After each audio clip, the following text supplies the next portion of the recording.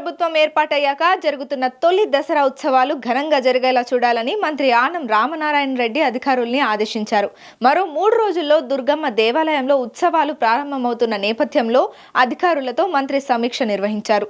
Pending పనులను త్వరగా పూర్తి చేయాలన్నారు. ప్రసాదాల విషయంలో నాణ్యత పాటించకపోతే అధికారులపై చర్యలు తప్పవని మంత్రి హెచ్చరించారు. మూలా నక్షత్రం రోజున సీఎం చంద్రబాబు అమ్మవారికి ప్రభుత్వం తరపున పట్టు వస్త్రాలు సమర్పిస్తారని మంత్రి ఆనం తెలిపారు.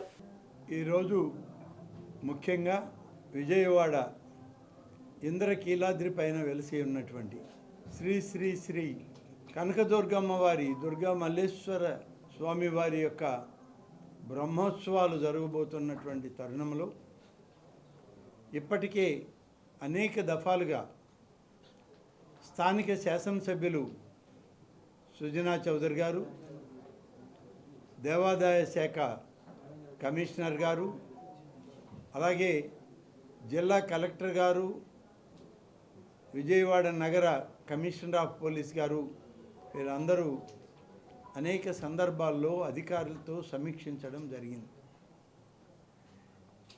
ఈ యొక్క ఉత్సవాల్లో దాదాపుగా 13 శాఖలు కలిసి సమన్వయంతో పనిచేయాల్సిన అవసరం ఉంది. అందరూ కలిసి చేసేటువంటి ఒక మహత్తర యజ్ఞం విజయం చేకూరాలి, విజయవంతంగా అమ్మవారి ఉత్సవాలను పూర్తి కావాలి అనే లక్ష్యంతోనే పనిచేస్తూ వస్తున్నారు.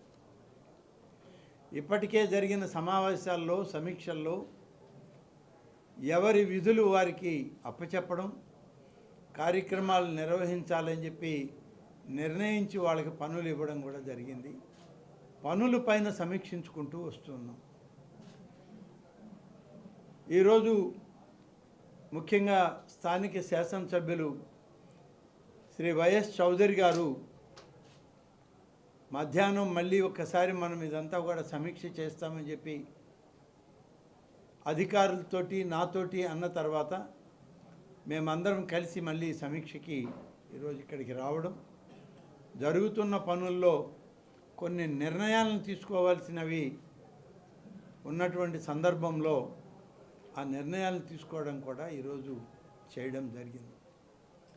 ప్రధానంగా కొన్ని విషయాలను మీ ముందు ఉంచుతాము. వీటిల్లో సామాన్య భక్తులకి క్రింద ఉన్నటువంటి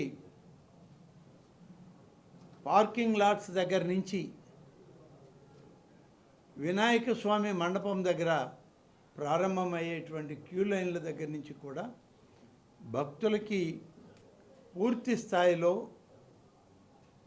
ఆలయ సంప్రదాయాలు విధానాల మేరకు అవసరమైన దగ్గర అంతా కూడా త్రాగునీరు, ఆ క్యూ లైన్లు సజావుగా సాగడానికి అధికార యంత్రాంగం, పోలీస్ యంత్రాంగం కలిసి సమన్వయంతో పనిచేసి ఈ ఉత్సవాల్లో పూర్తి సామాన్య భక్తులకి ప్రాధాన్యతనిచ్చే విధంగా సజావుగా ఈ దర్శన సౌకర్యాలను ఏర్పాటు చేయాలని ఇప్పుడు మళ్ళీ ఒకసారి అధికారులందరికీ కూడా సూచించడం జరిగింది.